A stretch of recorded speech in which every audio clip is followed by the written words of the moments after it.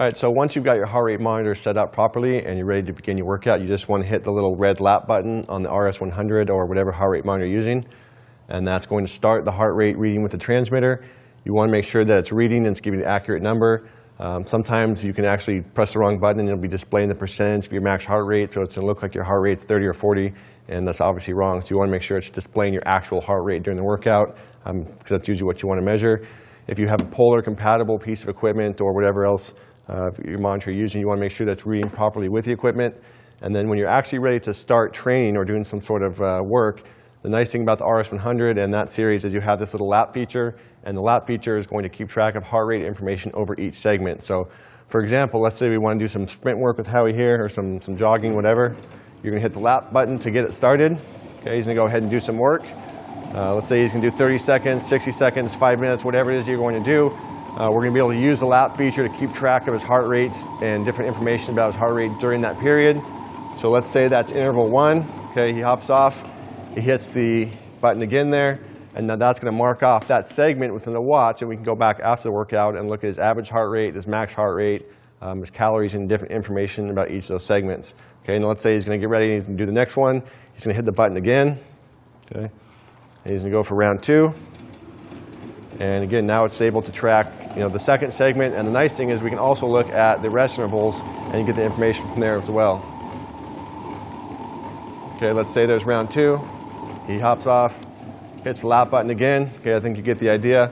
And the real benefit to doing this is we're able to track information about each of those segments. We're able to see his heart rate information during the work interval. We're able to see his heart rate information during the rest interval. And that's going to give us a lot of information. We go back to see what kind of shape he's in, because we can see what his power output was for a given heart rate. We can look at how quickly his heart rate came down and measure his heart rate recovery. And we can go ahead and keep that as a measuring stick as we start to improve his conditioning, his aerobic fitness, or anaerobic, or whatever it is we're trying to do.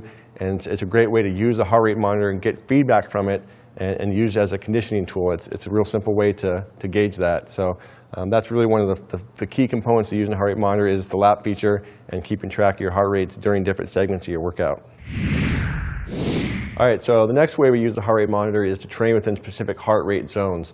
So let's say, for example, we've tested Howie's anaerobic threshold. Let's say it's 170, and we want to train within that range.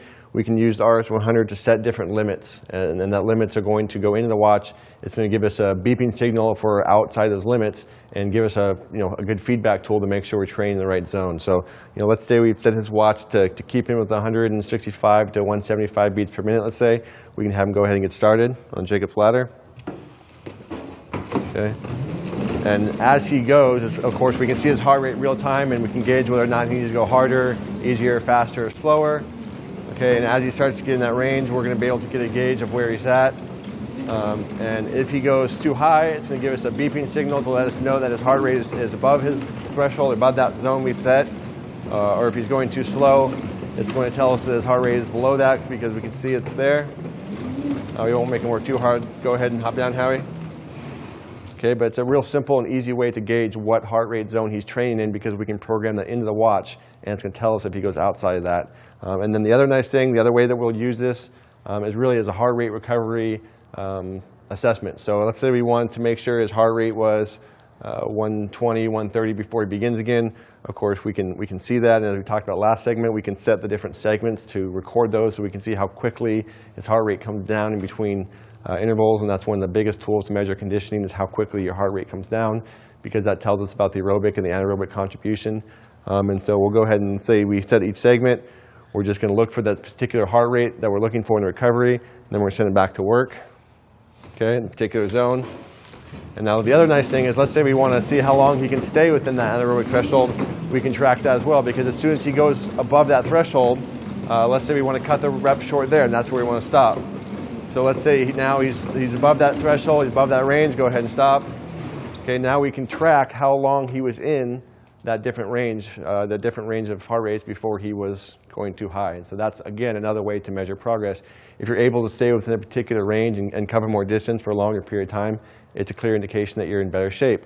If his heart rate comes down faster from a given level of work, again, it's another indication that he's in better condition and his fitness and endurance is improving. So by using the monitor to keep track of what zones he's in and to set that standard, we can get a lot of information out of that and get feedback about where his conditioning is at and whether or not it's improving. All right, so there's some simple ways that people can use a heart rate monitor to get more out of their training. Yeah, before I met you, I never used heart rate monitor for my training, and I think a lot of people just don't know how many ways you can use it. I was lucky enough to learn from you, and reading your book, I learned a few methods, but I think those are a few simple tips that people can apply right away. Yeah, it's crazy. I think people are almost intimidated by heart rate monitors. They've got a few buttons and they look complicated, but realistically, it doesn't have to be complicated. We showed them some very simple and easy ways, literally just pressing one button or a couple buttons on the heart rate monitor that they can use it and get better results in less time, and they can have literally the cheapest coach out there. It's $100 and you can get better results. Why not do it? Yeah, that's what it's all about. Yeah, absolutely. So next week's episode, we'll talk a little bit more about using the heart rate monitor, show you some different methods. In the meantime, make sure and visit